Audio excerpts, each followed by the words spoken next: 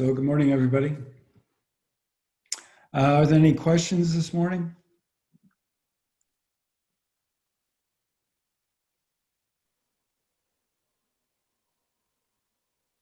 Well, first of all, I'd like to thank you all for coming to practice this morning. And I'd like to, especially, I was amazed. Yesterday we had this 24-hour retreat, which goes from, I think it went from the United States to Asia to Europe, or the other way around. And I gave a talk during the Asian part of it from Kansas, which is interesting. And there were 36 people at it, and some of them for the Kansas Zen Center. So I want to thank you all for joining that international retreat. I mean, the virus pandemic thing has very few upsides, but one upside is we get to see these people all around the world. We only get to see them on Zoom, but that's better than nothing. I never did that in the past, even in a dream state. So that was very nice, very nice.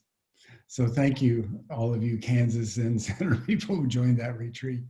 Actually, Ting was the head Dharma teacher for it. So she's hitting the chuppy in Lawrence, Kansas for all the people in Malaysia and Singapore and Korea. And the ones here. So thank you for doing that. So now, are there any questions? So all these words that are explaining all these mental states and stuff, they're very interesting to me because, well, I studied psychology in university and stuff. And to me, all these kind of terms and concepts and stuff, they just keep spinning around and around and around and around, but they don't really give you any resolution.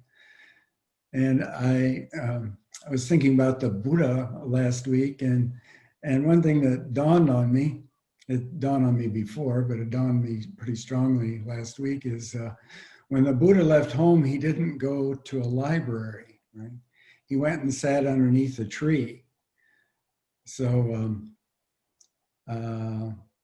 that's interesting because he knew that explanations weren't going to provide the answer to the great question of life and death, which is, what are we really, right?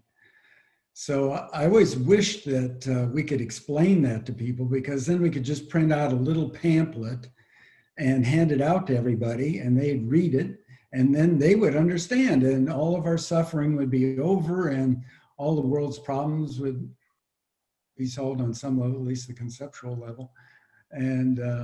And all human beings would become loving and compassionate like the Buddha. But unfortunately, it doesn't work that way. And actually what woke him up from his dream, I don't know about Tom, but what woke Buddha from his dream was a direct experience when seeing the morning star. And it wasn't based on thinking, it was just based on a direct experience. So that all points towards this line in the Diamond Sutra, which says, when thinking arises in your mind, don't attach to it. So you can do all this conceptual massaging you want. The problem is, are you attached to those ideas? Are you attached to the self? Actually, whether there's a self or not isn't that important. What's important is, are you attached to it?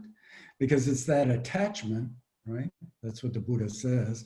It's the attachment that leads to human suffering. The suffering that we experience in ourselves, the suffering that we experience in other people, the suffering we create for ourselves, the suffering we create for other people. So it's about letting go and returning to your true self, and then using that true self to help, what's called the true self, to help the world. So the sixth patriarch, the founder of modern Zen, I don't know about this is not exactly classical Buddhism, but he got enlightenment when he heard one line from the Diamond Sutra, that line, when thinking arises in your mind, don't attach to it. So that's how I would explain that. Actually, it's not an explanation. It's how do we actually practice to find our true self? And that involves letting go just now and not attaching to any idea, and then just doing it in this moment to help the world.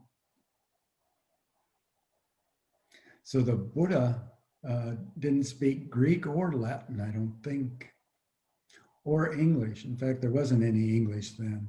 So I wouldn't be too attached to the words. I'd always look for this, what we call in Quantum School of Zen, what Zen Master Sung Sung called the behind meaning. So the word banana is interesting, banana, it sounds pretty cool. But what's most important is the behind meaning of banana, which is, right? So that's the direct experience.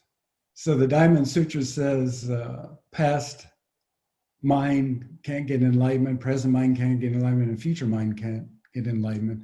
So with which mind will you endure for a long period of time to get that enlightenment? That's a good question, huh? So we're always thinking about the past and the future all the time. And we'll think a little bit even about the present moment. So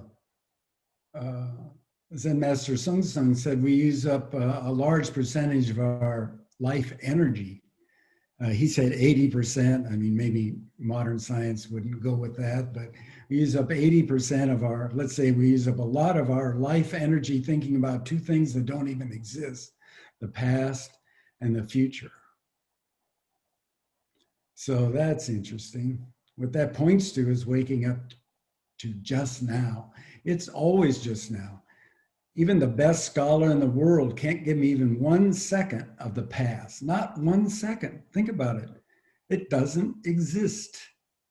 And the future too. Did you ever go to the future? Maybe Tom did in his dream as he's waking up. But that was just a dream. Right? Just a dream. So in Buddhism, we call enlightenment waking up. And it's a metaphor for waking up to just this moment, becoming completely aware in this moment, right? So that metaphor is based on an actual life experience that all of you have had. In fact, you probably had it this morning. Is anybody asleep there? No, everybody's acting like they're awake, right? So it's about waking up from a dream in this moment, except it's a waking dream, right? Our problem actually isn't our sleep dreams. Our problem is the dream we live in while we're awake. That's our like and dislike dream. So that like and dislike dream is what creates all the suffering in the world. Our personal suffering, our family suffering, people we work with suffering, our friends suffering. Every human being suffering came from that. That's the experience of the Buddha. And we can also have that same direct experience. So to wake up, to get enlightenment, right, means to just wake up just now. And that's it, because this is all there is, just this moment. And unfortunately, it just went by. So what are you going to do? If you could think your way out of this one, we could print up that pamphlet. So when you get a really good idea, give it to Stan and Judy, and they'll have the Kansas Zen Center print up a pamphlet and hand it out to everybody. And then we can go back to drinking coffee and having fun. Any other questions?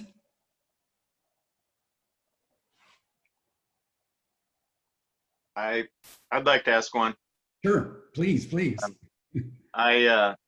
Along the same train of thought, I'm just kind of curious, has there been any Zen masters in that you know of that have ever suggested or tried to practice meditation as they fall asleep or immediately upon waking up, embracing the great question and so on, in hopes that dream state or falling asleep would help one get to that goal of knowing yourself, ultimate wisdom? Have you heard of anything like that? Right. So there is no ultimate goal and there is no ultimate wisdom, because the Buddha said everybody already has it, right? Everybody already has Buddha mind. So it's about waking up in this moment. And that means just returning to what you already have. There isn't anything to actually get.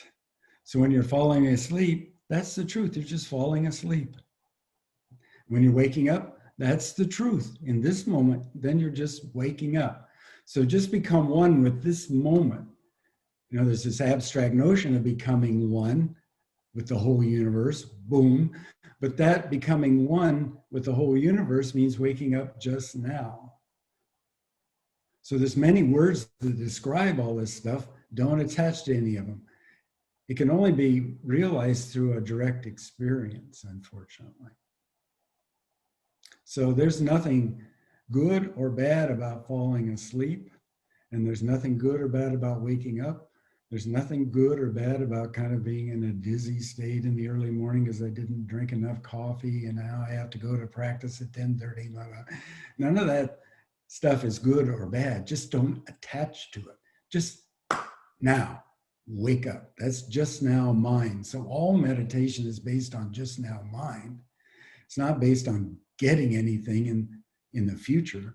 It's not based on having got anything in the past. It's only based on getting something just now, but there's nothing to get because just now is always just now. And that means wake up.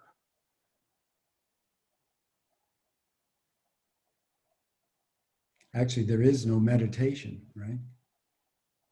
Meditation just means wake up just now. There's 10,000 techniques for that, but they all point to the same thing, which is boom, just now. So we're free. You don't have to think about any of this stuff. All you have to do is do something. Any other questions? Got time for one more, quick one, maybe.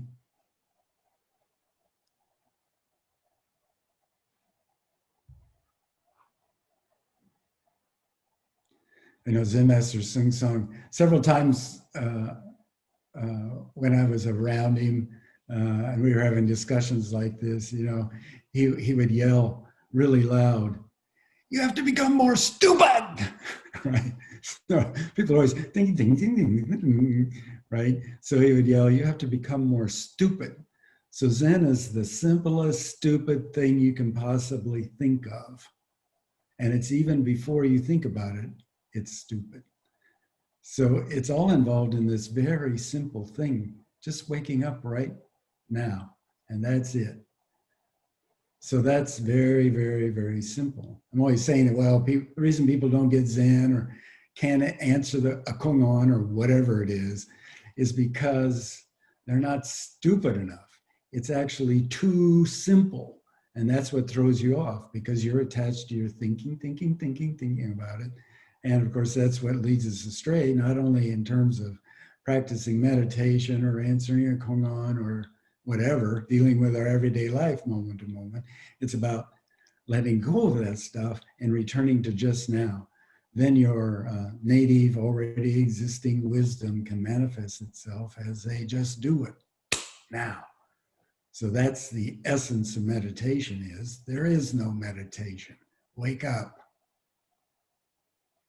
So thank you for listening this morning, and thank you for coming to practice this morning, and thank you for helping with that international retreat. That was fantastic. Thank you all.